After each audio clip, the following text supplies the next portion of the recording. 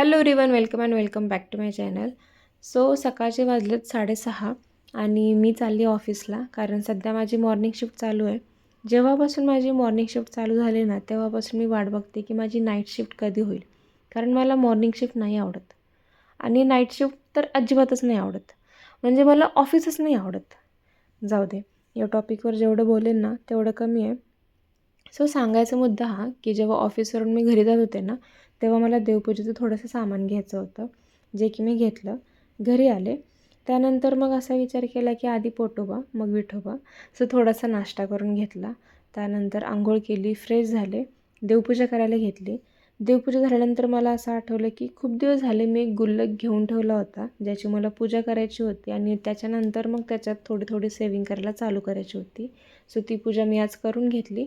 त्याच्यानंतर मस्त जेवले पोटभर. खाली गेले, थोडासा भाजीपाला घ्यायचा होता, तो भाजीपाला घेतला आणि मग वरती आले. सो असा गेला आहे माझा आजचा दिवस. परत भेटू माझ्या नेक्स्ट व्हिडिओमध्ये. तोपर्यंत बाय, टेक केअर.